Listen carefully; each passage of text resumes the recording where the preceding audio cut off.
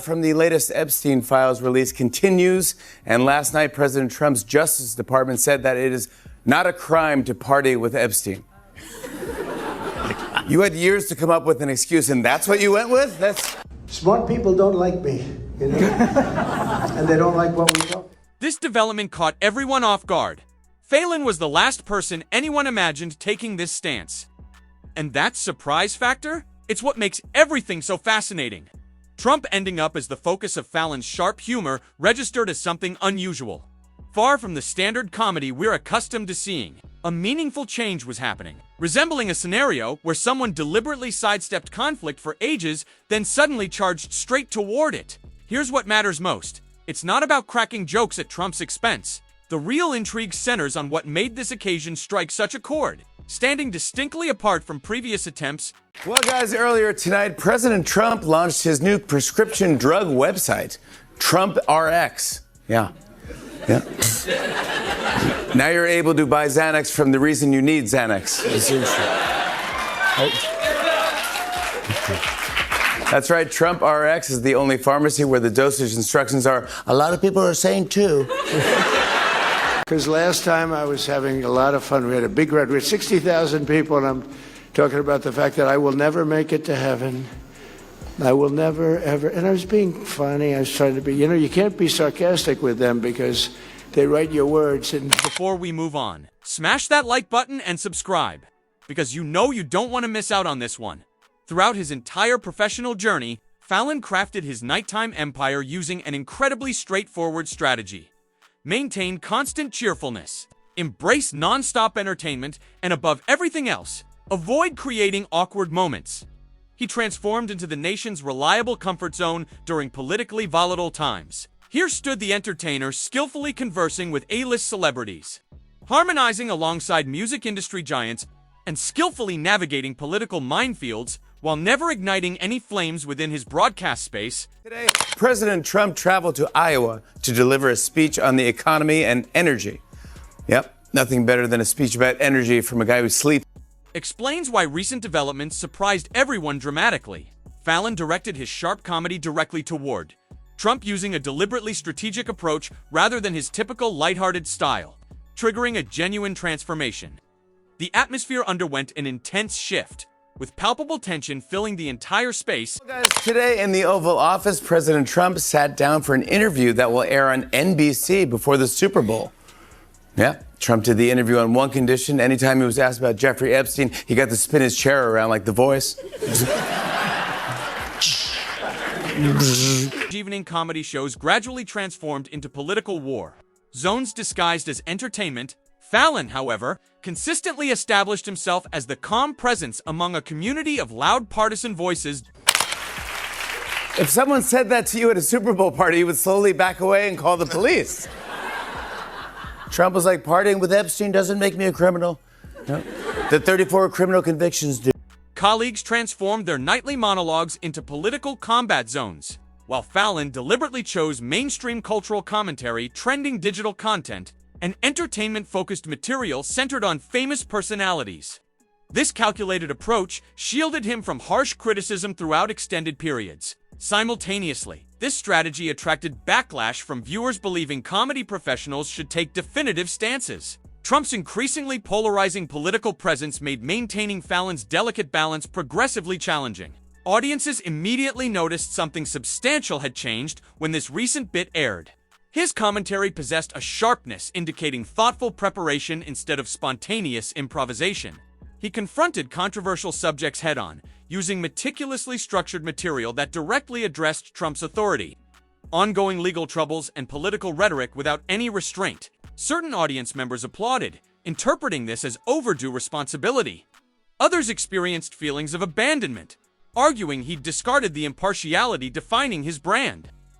The compelling aspect wasn't merely Trump being targeted, was Fallon apparently accepting the risk of alienating significant portions of his viewership. That's right, Trump RX is the only pharmacy where the dosage instructions are, a lot of people are saying too. A lot of people are saying too.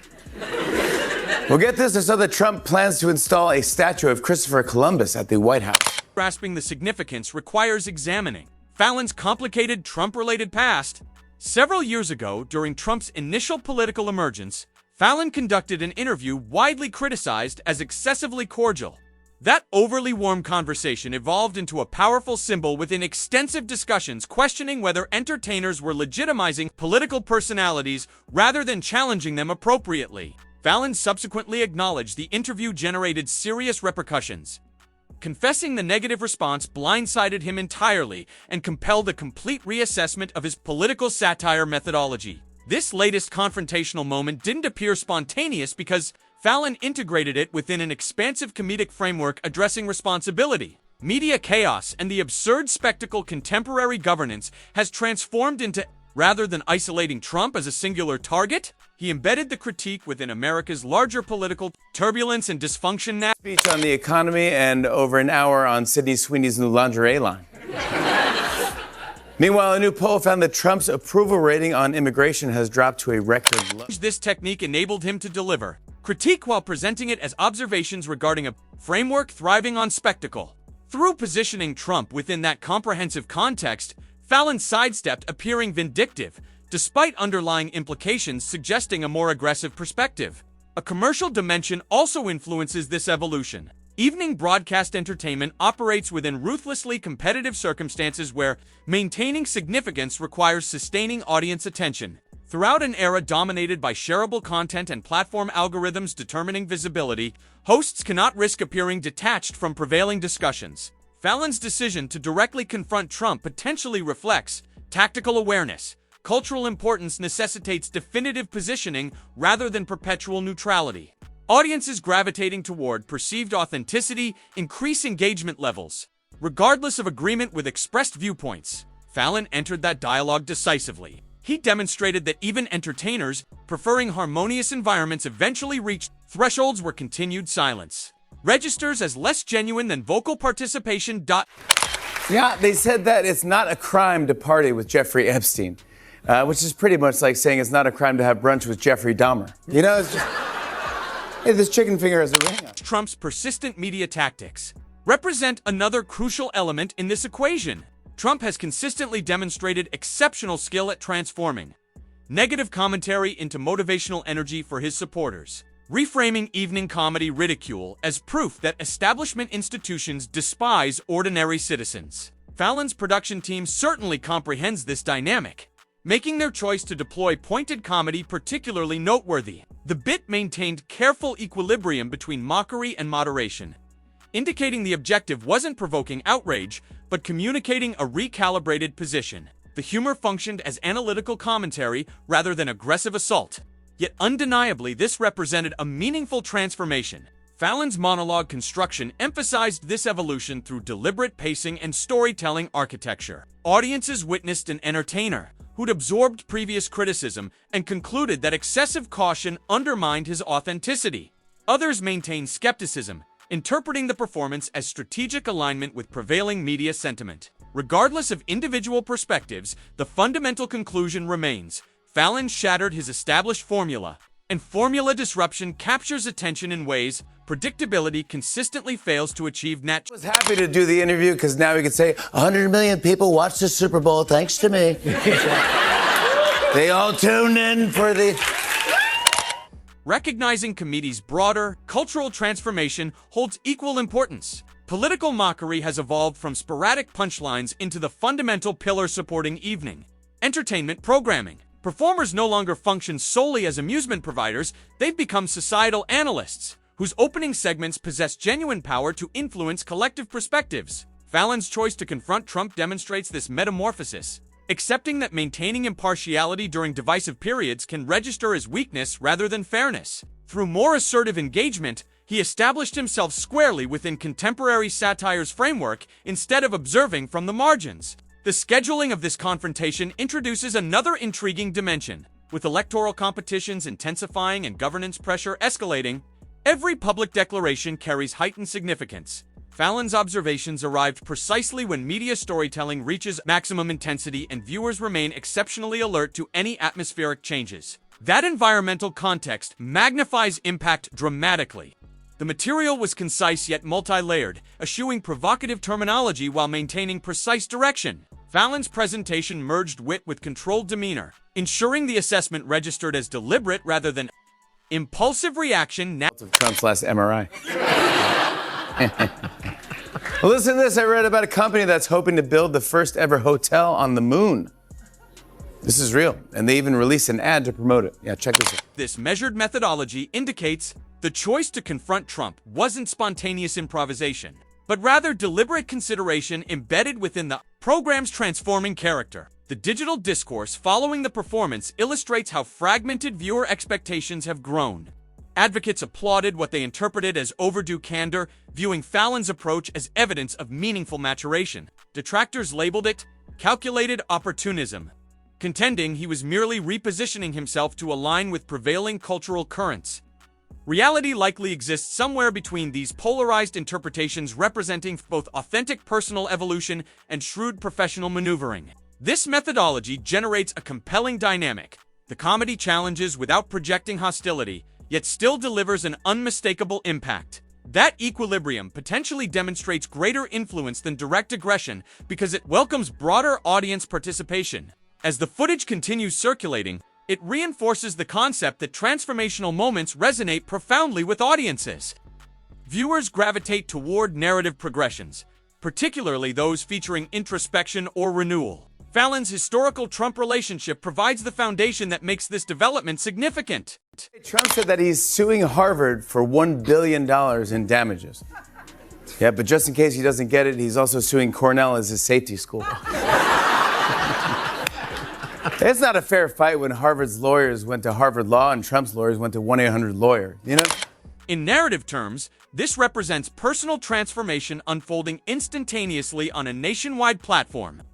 The critical inquiry now centers on whether this signifies a permanent recalibration or an isolated occurrence. Should Fallon maintain confronting Trump with comparable directness, it'll validate a sustained atmospheric adjustment. Should he retreat toward more comfortable ground, this performance might simply be archived as a momentary deviation influenced by immediate circumstances. Regardless, it'll influence how audiences evaluate his genuineness moving forward. What remains indisputable is that the performance accomplished precisely what evening entertainment progressively requires: societal resonance. It ignited discussions extending far beyond broadcast boundaries, producing extensive analysis throughout journalism outlets and digital networks. That expanding influence underscores the persistent friction between impartiality and participation, reputation, preservation, and cultural significance. Through embracing that friction rather than evading it, Fallon demonstrated that even meticulously moderate entertainers can recalibrate when circumstances demand transformation. President Trump just wrapped up his 3-day trip to the UK, and he looked incredibly handsome.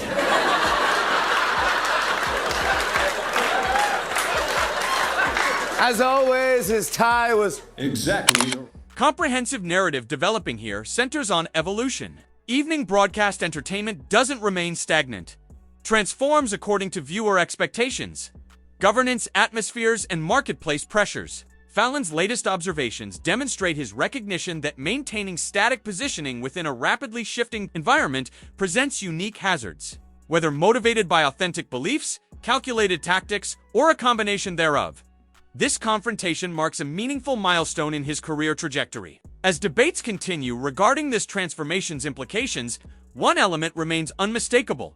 Instances that disrupt established patterns capture notice because they destabilize predictability. Fallon's established territory has consistently been characterized by warmth and accessibility. Through incorporating more incisive political analysis into that foundation, he modified the blueprint. The outcome is discourse extending considerably beyond a single opening segment, prompting viewers to reassess their expectations from evening entertainment figures during a period where humor and governance remain inseparable. Ultimately, the importance of Jimmy Fallon confronting Trump, whether interpreted as authentic or undeniably, reconstructs public perception of his position within political comedy. And within a media ecosystem driven by interpretation, that transformation could ultimately prove the most consequential conclusion of all. Then Johnson said, "We still have so much to get done. It is a long list." And finally, President Trump said, "I'm not on the list." Wait, what was the question? Good. This instance evolved into a genuine pivotal moment. It'll likely stem from Fallon detecting something nuanced yet influential about contemporary media dynamics.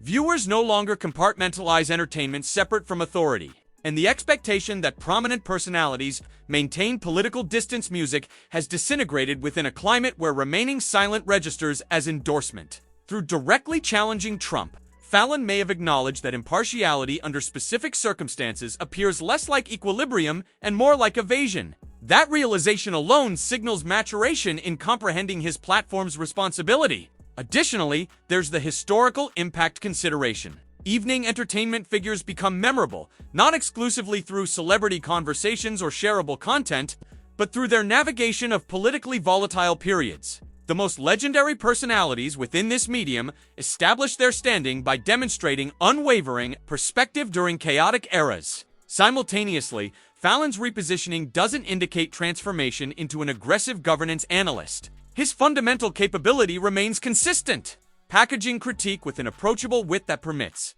diverse political viewerships to participate without experiencing immediate exclusion.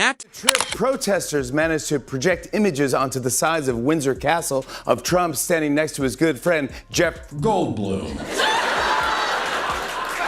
Even though his administration still insists that he's not in the That distinction matters because it differentiates satire designed to inflame from satire designed to provoke reflection. Through sustaining his controlled demeanor and methodical presentation, Fallon preserved his fundamental character while simultaneously expanding its limitations. The consequences of this transformation could extend well beyond a singular entertainer.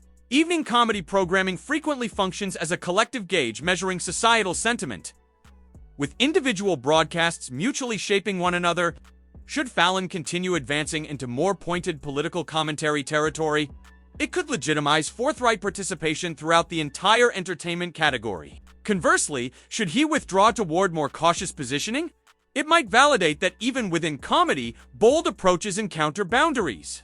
Regardless of future direction, the performance has already fundamentally altered ongoing discussions regarding his Trump-related statements moving forward and the reliability with which he sustains this repositioned perspective. Within a reality where public interpretation transforms instantaneously, maintaining steadfast consistency emerges as the authentic measure of genuine transformation. This creates fascinating tension. Audiences will scrutinize whether this represents authentic evolution or temporary adjustment. The coming months will reveal whether Fallon's apparent transformation solidifies into his new operational identity or fades as a momentary experiment, influenced by immediate cultural pressures and circumstances.